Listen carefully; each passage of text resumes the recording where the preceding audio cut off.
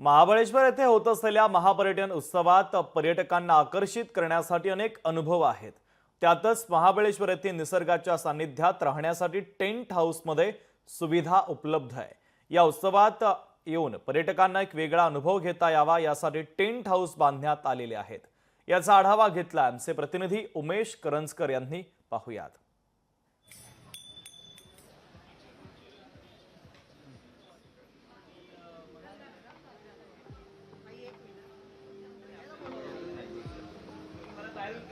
महाबळेश्वरमध्ये महापर्यटन उत्सव जो आहे तो साजरा केला जातोय। 3 दिवसाचा हा पर्यटन उत्सव असणार असून या पर्यटन उत्सवाला पर्यटकांकडून देखील तेवढीच दाद जी आहे ती दिली जाते। आता मी अशाच एका टेंट हाऊस परिसरामध्ये आहे। पर्यटकांना वेगवेगळ्या सुविधा देण्याच्या संकल्पनेतून हा टेंट हाऊस देण्याच्या संदर्भातला जो एक संकल्पना आहे ती समोर आली आणि टेंट हाऊस ही संकल्पना समोर आणली असून या टेंट हाऊस मधून पर्यटकांना इथे थेट निसर्गाच्या सानिध्यात राहता येणार आहे। अशा प्रकारचे जो सगळा अनुभव आहे तो घेता येणार आहे। आपण पाहू शकतो या टेंट हाऊसच्या समोर अगदी वेण्णा लेक त्यांना पाहायला मिळणार आहे आणि चौकडे जर पाहिलं तर त्या डोंगरांच्या सानिध्यात हा पेन्ना लेक जे आहे ते पाहायला मिळतं। अशा निसर्गरम्य वातावरणात या टेंट हाऊस मध्ये या सर्व पर्यटकांना राहता येणार आहे। अशा सुविधा ज्या आहेत त्या गेल्या या 3 दिवसाच्या पर्यटन महोत्सवामध्ये पर्यटकांना मिळणार आहेत। त्यामुळे महाबळेश्वरमध्ये अधिकच्या अधिक पर्यटकांनी यावं, या सगळ्या सुविधांचा आनंद घ्यावा अशा प्रकारचं आवाहनही राज्य सरकारकडून करण्यात येते।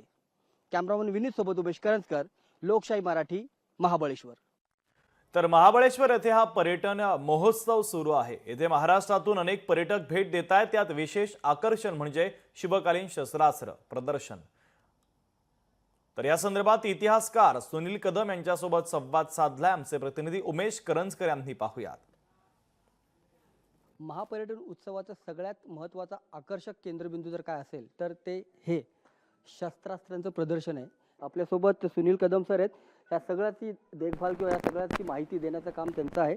सर, कोणत्या कोणत्या प्रकारचे आपल्याकडे इथे शस्त्रास्त्र ठेवलेत आणि कसा प्रतिसाद आहे या शस्त्रास्त्र प्रदर्शनाला? बरोबर, एक महाराष्ट्र पर्यटन महोत्सव या ठिकाणी 3 दिवसाच्या कार्यक्रमामध्ये खूप लोकांचा प्रतिसाद मिळतोय आणि त्याच कार्यक्रमाचा एक भाग म्हणून शिवकालीन शस्त्रास्त्र प्रदर्शन, शिवकालीन मोडीलिपीतली पत्र आणि काही नाणी, तर असं आम्ही प्रदर्शनासाठी या ठिकाणी मांडलेलं आहे। आणि मुख्यतः या ठिकाणी जी शस्त्र आहे ती साधारण 16व्या शतकापासून तर 19व्या शतकाच्या 400 वर्षाच्या कालखंडातली ही विविध प्रकारची आणि निरनिराळी शस्त्र आहेत। पर्यटन 3 दिवसाचं आहे, 3 दिवसाचं प्रदर्शन असणार म्हणजे कालचा एक झाला, आज आणि उद्याचा दिवस आहे, पण तरी खूप गर्दी होते।